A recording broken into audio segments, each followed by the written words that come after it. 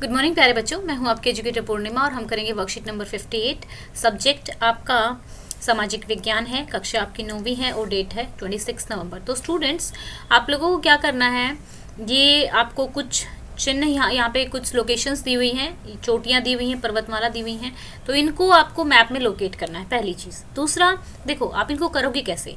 वैसे तो मैं करवा ही दूंगी, तो उससे ज़्यादा इफेक्टिव आपको कैसे करना है, इसको एनसीईआरटी का अपना चैप्टर 2 खोलना है, ठीक है। पार्ट 2 भारत का भौतिक स्वरूप, उसमें जाना है।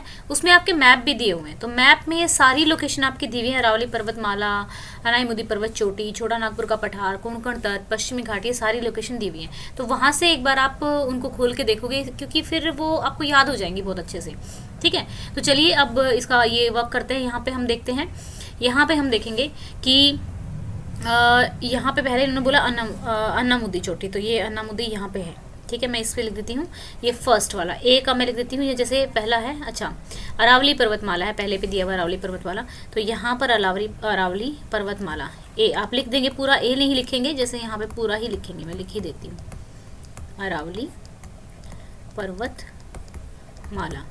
ये जो है थोड़ा सा गुजरात से शुरू होती हुई थोड़ा कटी छटी दिल्ली तक पहुँचती है, ठीक है। तो इस तरीके से आप बना दोगे। फिर अनाईमुदी पर्वत चोटी, ठीक है, साउथ इंडिया की सबसे ऊंची चोटी है अनाईमुदी, यहाँ पे है अनाईमुदी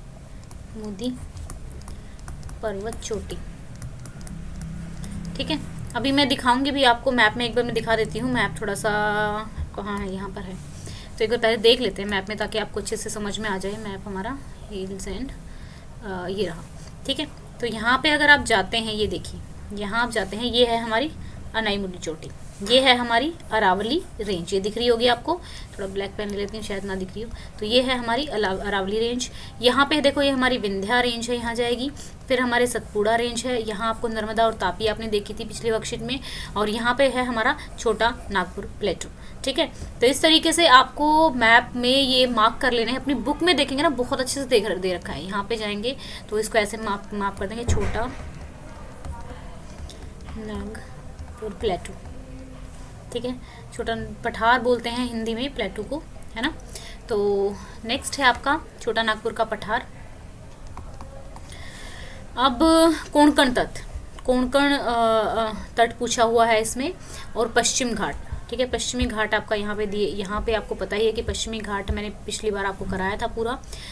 हम ये चैप्टर तो पढ़ ही चुके हैं एक तरह से। यहाँ पे जो पूरा है, ये इधर है हमारा पूरा, यहाँ पे पश्चिमी घाट है, ठीक है। ये ऐसे मार्क करते हुए आप जाएंगे, पश्चिमी घाट, ठीक है। और इधर हमारा पूर्वी घाट है, अगर लिखना चाहें तो। यहाँ पे इन्होंने बात की है फिर कोंकण घाट, ठीक है। कोंकण कोस्ट, कोंकण तट, ठीक है। कोंकण तट आप यहाँ पे लिखेंगे, इधर देखिए, कोंकण तट। थोड़ा सा डिफरेंट दिया हुआ है, मुझे लग रहा था हिंदी इंग्लिश मीडियम का सेम होगा, पर थोड़ा सा डिफरेंस है, क्योंकि उसमें इंग्लिश मीडियम वाले बच्चों के में मालाबार दिया हुआ है, आपके में कोंकण दिया हुआ है, ठीक है। तो ये हो गया हमारा। अब यहाँ पे चलते हैं, मैं आपको दिखा देती हूँ जो मैंने 2 चीज़ें और बताई हैं आपको। एक तो ये कि ये हमारा जो वेस्टर्न घाट है, ठीक है, और ये हमारा कोंकण तट है। तो इस तरीके से आप लिख देंगे, ये मालाबार कोस्ट है, ठीक है, और यहाँ पे हमारा कोरमंडल कोस्ट है, ठीक है। तो चलिए अब इसके हम क्वेश्चन आंसर्स कर लेते हैं। काराकोरम श्रेणी में सबसे ऊंची चोटी कौन सी है? ये हमारी जम्मू एंड कश्मीर में है। काराकोरम श्रेणी की सबसे ऊंची चोटी का नाम K2 है। यह दुनिया की दूसरी सबसे ऊंची चोटी है, ठीक है। नर्मदा और तापी नदियों के बीच में कौन सी पर्वतमाला है, कौन सी पर्वत श्रृंखला है?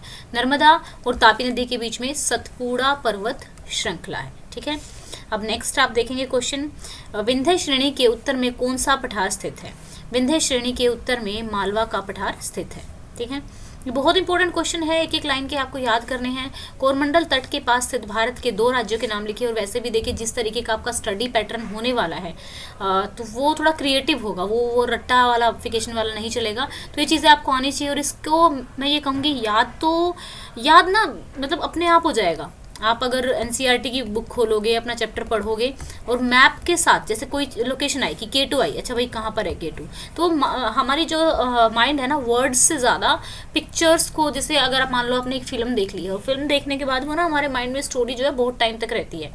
तो अगर आप इसको अपनी बुक में से करेंगे ना तो ज़्यादा अच्छे से याद रहेगी। कोरमंडल तट के पास स्थित भारत के 2 राज्य तमिलनाडु हैं, आंध्र प्रदेश हैं।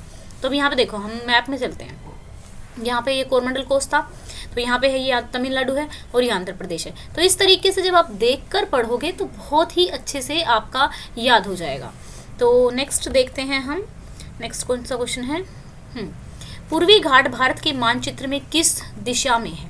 ठीक है, तो देखो अगर हम मैप बनाए इंडिया का, ब्लू रेड रेड थिकनेस है, तो मैप बनाते हैं हम इंडिया का इस तरीके से, थोड़ा सा ही बना रही हूँ मैं, ज़्यादा ऐसा। तो ये हमारा नॉर्थ पार्ट हो गया, ये हमारा साउथ हो गया, ये वेस्ट हो गया और ये ईस्ट हो गया। तो हमारा जो पूर्वी तट है तो पूर्व में है और साउथ ईस्ट डायरेक्शन में, दोनों ईस्ट और साउथ की बीच में है डायरेक्शन, तो पूर्व और दक्षिणी पूर्वी दिशा में है।